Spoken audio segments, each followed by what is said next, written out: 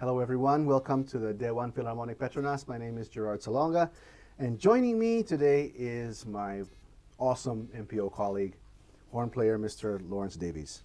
Hello. We're playing Beethoven 5. The Yes. MPO is performing Beethoven 5. In fact, we're performing 5 of his symphonies as part of this year's Beethoven 250 celebration. That's right, yeah. I mean, 250 years as the greatest ever. Yeah. Right? Yeah, I mean, that's a good career, I'd say. yeah, he's really up there. I mean, Yeah. there's Bach, there's Brahms, and Beethoven. Yeah. These are the guys. The giants, just total giant. Mm-hmm.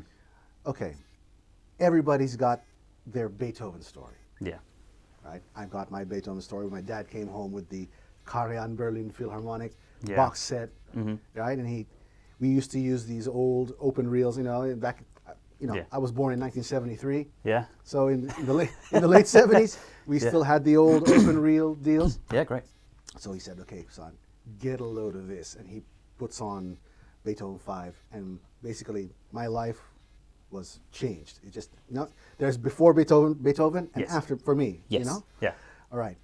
What's your Beethoven entree, if you will? My entree, I think, was when I was playing it in a band arrangement. This is back in South Africa. Yeah. Wow. Yeah. We played just like a band version of Beethoven 5. Okay. Which probably wasn't very good, but as arranged by Calvin Custer or one of these that's guys. right. Yeah. One of those dudes, yeah. And so that was my sort of introduction to Beethoven. I didn't really know that much about classical music until I was a little bit older, probably in my sort of mid-teen years, when I started to study some music and then ended up getting some CDs. But even then, growing up in South Africa, CDs weren't readily available. So when I was a kid, I used to write into to the radio station to get them to play songs and classical pieces that I wanted to record. So I recorded them off the radio, off the broadcast, because I couldn't get the recordings.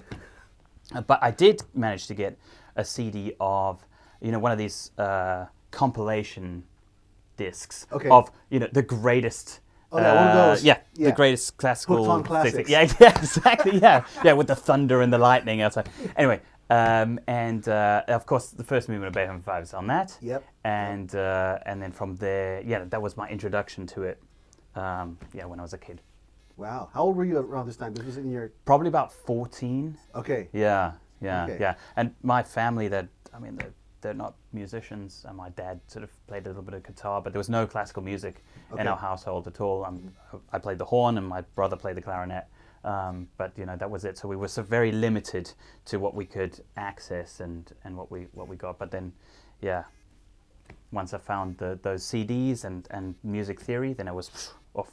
We have our starting sort of Beethoven first experience, and for me at least personally, it evolves throughout your whole life. Yeah, right. Sure does. The more you listen, the more you play, and the more you discover all the other pieces. Of course, I started off on his symphonies. Yeah. Later on, got to the solo piano stuff, and then heard the chamber music. Yeah. Heard the quartets. Oh, amazing. And all that stuff, the sonatas. So, for you, how did it sort of change as you evolved as a musician, as a human being? The significance of Beethoven's music to you personally? Yeah. It probably came from sort of the combination of having more knowledge, from having music theory lessons, and then also being a player myself. The first time I was playing Beethoven symphonies as a kid, I wasn't thinking about the magic and the awe that was there. Now I come to it with completely different ears, with particularly in the situation that we're in now, that the power of classical music is so strong, and that for an audience, when they can come back, I wish they could have heard what we've been recording over the past few weeks. It's really it's a magical experience, because can we say that we already recorded? Yeah. So I was the only one that was allowed in the audience to go and listen, because I knew that we were going to do this. Yeah.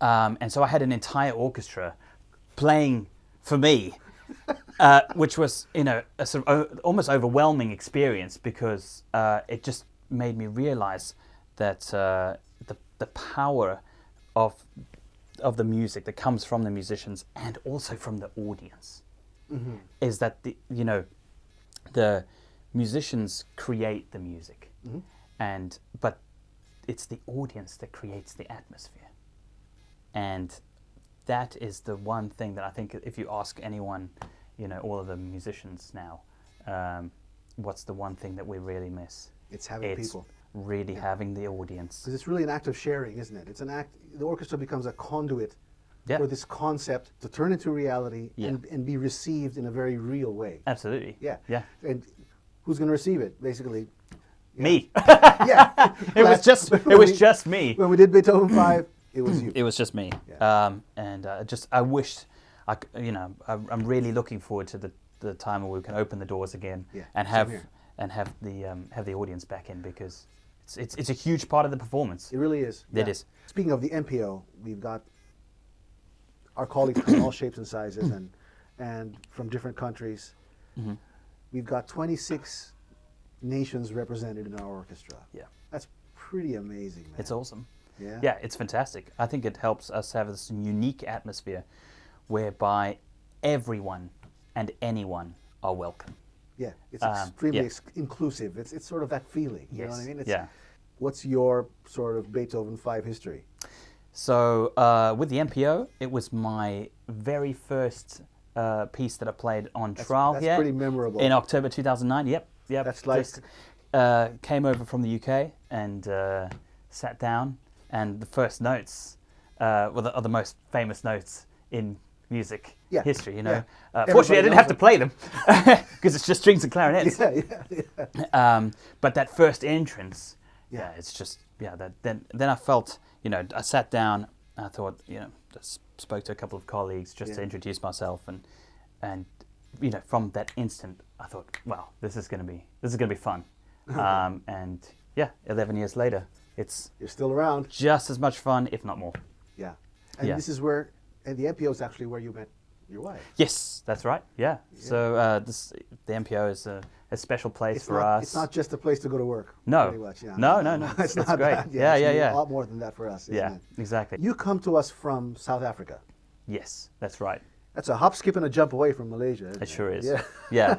It's about what? Is it a 22-hour trip? Or something? I grew up there, and then my family moved over to the UK in 2001. All right. And then that's where I finished off my schooling, and then I ended up studying at the Guildhall School of Music and Drama for 5 years. I was coming to the end of my studies, at the end of my masters, and doing the final recital, and then I thought, what's going to happen after this?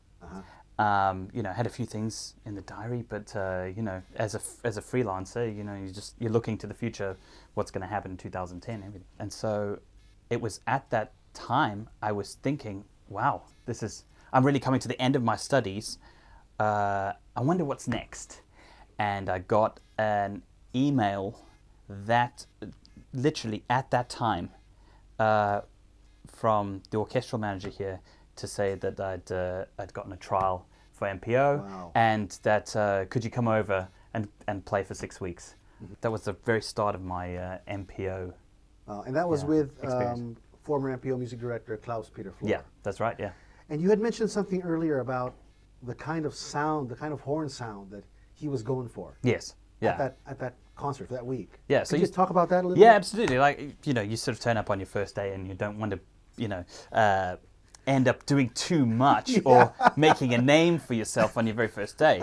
So I was trying to keep it, as good as first day of school. First day of school. Yeah, don't ruffle any feathers. And on that first day, Klaus-Peter Flor, he said, horns, it's bells up, it's very bright, and give it a lot, particularly in that third movement. And that was sort of more in line to what sort of sound world that I had in my mind for Beethoven anyway. Okay.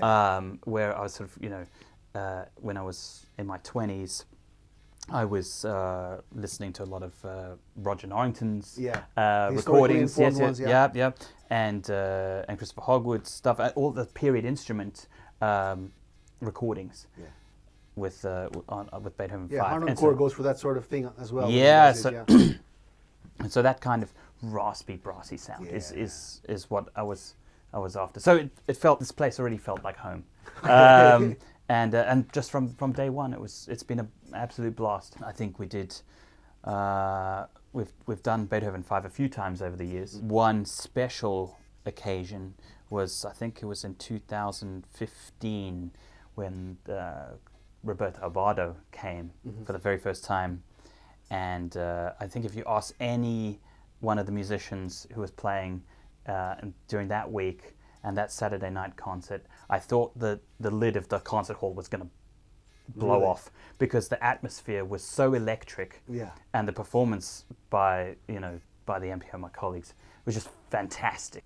One of those experiences that really lived in my memory. Yeah, they burn into your memory. Yes, yeah. So it was really an amazing experience doing that one, and it was that thing that we were talking about earlier, where it's it's the musicians providing the music, but it was the audience that created the atmosphere. Okay, you were talking earlier, before we started rolling, about the light and dark in a lot of these Beethoven works, right? In the Fifth, you get a lot of that. And orchestral instruments are just so amazing in that they can have all these different, almost an infinite number of hues and the kind of sounds you can get within the sound of the instrument. Oh, the array of colors is it's amazing. So for Beethoven 5, as a general idea, for example, when you're using the valve horn as opposed to the natural horn, which of course will sound a little different. Absolutely. Does the valve horn allow a wider range of colors necessarily than the natural horn would? I think it allows you a little bit more flexibility in that if you wanted to switch into natural playing, all you have to do is just put the valve down of the corresponding key that you are in, and you can access that. So I think playing Beethoven on the valved horn allows you to maybe experiment with a few more colors than you would be able to afford on the natural horn. But of course, it's the same, 12 feet of tubing. It's the same thing, and it's the same amount of handwork that you've got to do with the right hand to adjust the sound, to adjust the intonation, the color, what exactly you're looking for. Yeah. Every time I've done Beethoven 5, one issue that always comes up is the issue of timing. Of the people seated closest to the back wall, namely the brass and the percussion, is to time themselves properly with the guys sitting in front. Yes. And to varying degrees depending on acoustics and I guess sometimes the perception of the conductor from the podium. Yeah. As a horn player sitting there, this sort of timing that you guys, where do you learn that? I mean, you learn it very early on that you're late. No horn player has ever been early, ever. Hence all the jokes. Exactly. So even when you're early, you're late. Yeah, okay. All right. But you learn to play really right at the front. At the front. Right at the front of the beat. Yeah. To make sure that when you do play, it musically fits in. Yeah. And is it a matter of articulation as well? It's articulation.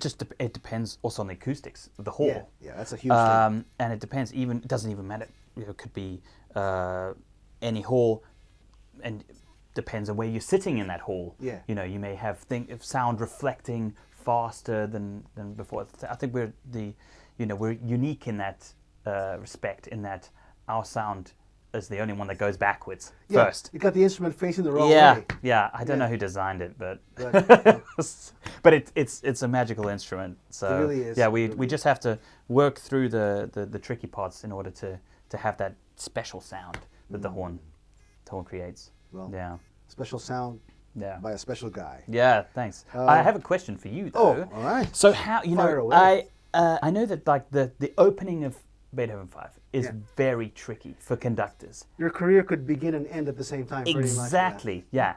What's your sort of approach for conductors out there to just get that symphony going? The real a tip that I had seen was from a Leonard Bernstein masterclass on YouTube, and he was talking about throughout the symphony how you have this pa pa pa pa motif, whether it's in the first movement, in the third movement it's there with the horns, Yes. in the last movement it's all there. It's a phenomenon, he said, of 3 notes followed by a longer note, 3 shorter notes followed by 3 eighth notes followed by a half note. 3 Gs and an E flat. Yeah. Yeah. And he said, if you think about it musically as pa pa pa pa, then it's very tough to hold on to. Yeah. Now, if you think about the E flat as your target, and the Gs are pickups, Okay. Yeah. then everything sort of fulfills itself.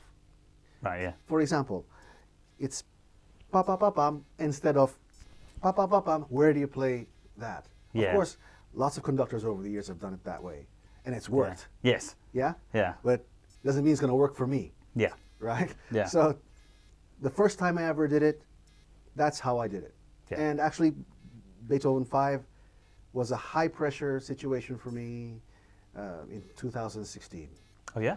Because it was my audition for Jaap van Zweden in the Hong Kong Philharmonic Orchestra. Yeah.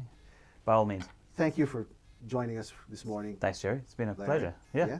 Thanks, Cheers. Cheers. Cheers, mate. Ho! Thank you to our friends from San Francisco Coffee for keeping us nourished. Oh yeah, absolutely. Cheers. From the DFP and MPO, thank you for joining us. We hope that you will enjoy our performance of Beethoven Symphony No. 5.